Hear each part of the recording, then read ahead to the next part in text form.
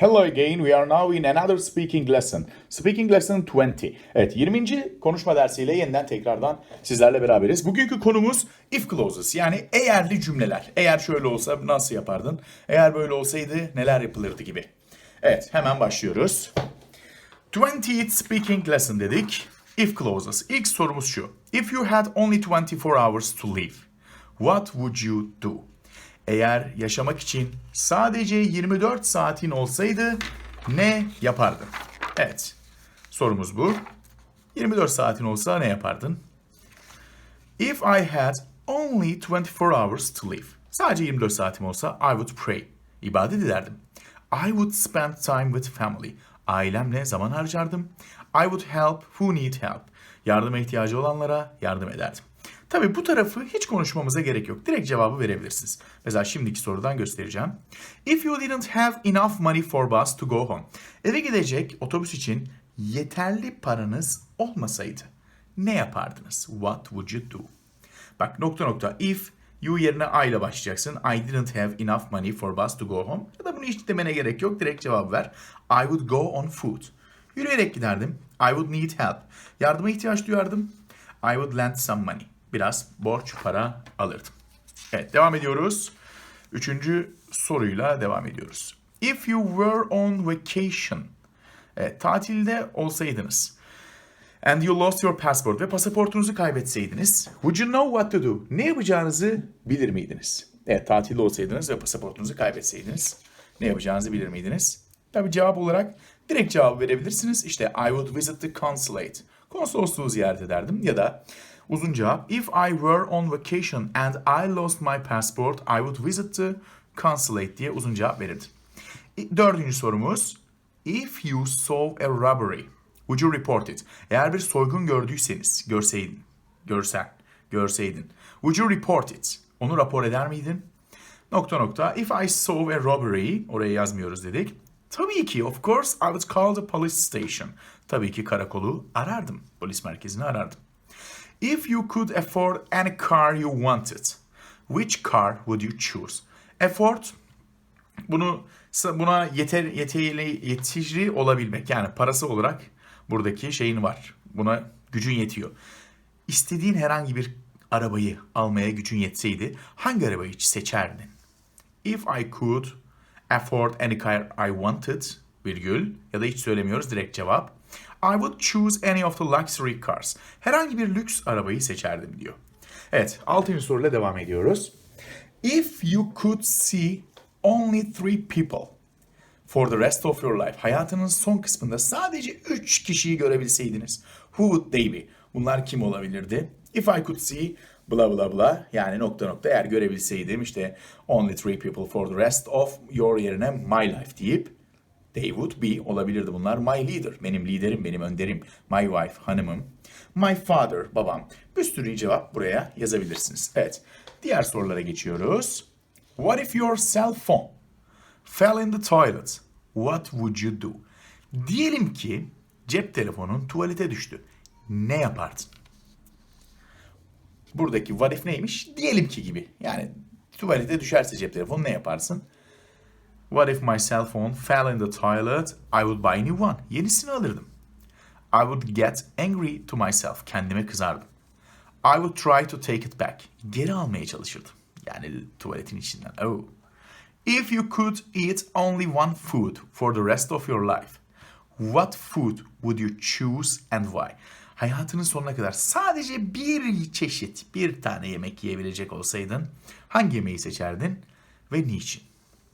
I would choose fish. Balığı seçerdim. Because it's healthy and delicious. Çünkü o sağlıklı ve lezzetli. Evet, herkes istediğini yazabiliyor buraya. 9. soru. What would you do? Ne yapardın? If you could speak English perfect. İngilizceyi mükemmel konuşsaydın ne yapardın? If I could speak English perfect, I would go abroad many times. Birçok kez, ya defalarca yurt dışına giderdim demiş. Evet, devam ediyoruz. Son sorular. If you could learn one skill, what would it be? Evet, tek bir yetenek öğrenebilseydin bu ne olurdu? Bu sefer could var bakın. Could burada yapabilmek, edebilmenin olarak if'teki yapabilseydin, edebilseydin ki karşılığını yazdık. It would be memorizing the Holy Quran. Kur'an-ı Kerim'i ezberlemek olurdu diyor. Yetenek, bunu isterdim diyor. Yani bunu düşünürdük. If you had listened to your dad's advice about the job, what might have been changed in your life? Evet, şimdi burayı hepsini açarak göstereyim sizlere. Şimdi bakın, buradan itibaren artık olmuş, bitmiş pişmanlık ifadeleri veya işte ihtimal, yani şöyle olsaydı, hayatında şunu yapsaydın daha önce ne olabilirdi? Sadece tahmin yürütme olarak. Yoksa olmuş, bitmiş, bunlara bay bay artık, geçmiş gitmiş şeyler.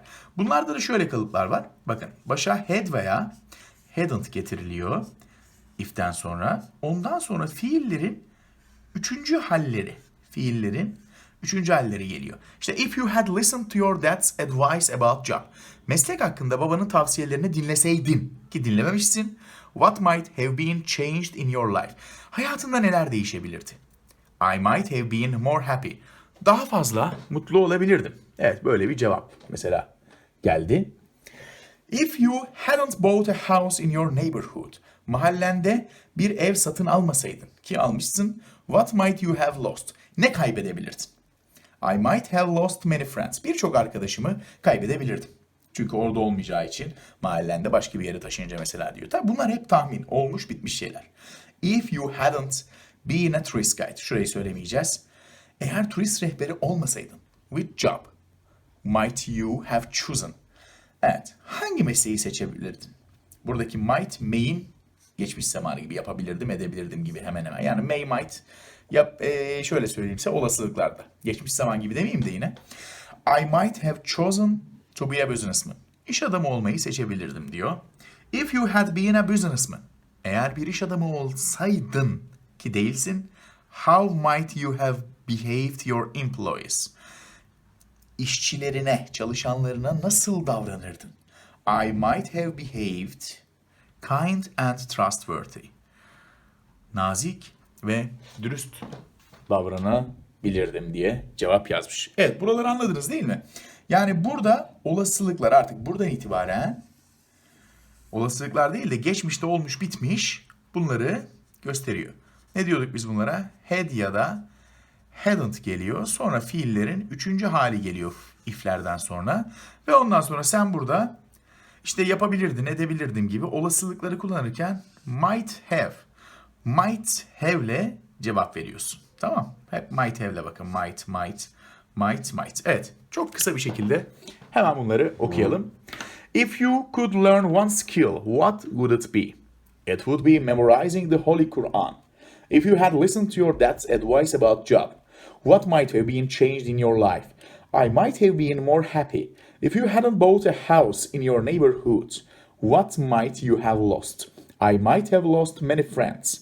If you hadn't been a tourist guide, which job might you have chosen?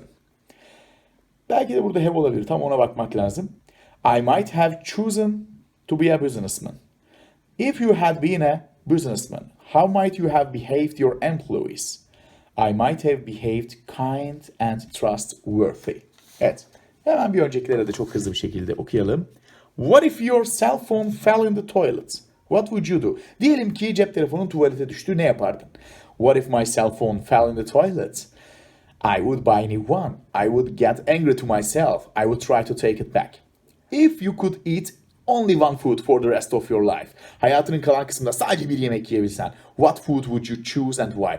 Hangi yemeği seçerdin ve niçin? Tabi bunlar olasılık. Hani şu halen olabilir. O başında had ve fiilin üçüncü halleri yok.